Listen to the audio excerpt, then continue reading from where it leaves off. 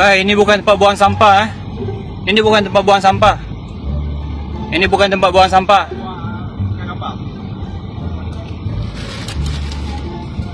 Ini bukan tempat buang sampah.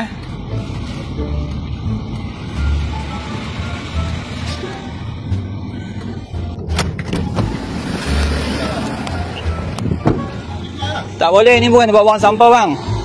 Abang kena cari tempat buang sampah betul-betul. Ini pun kata orang dah komplain ni.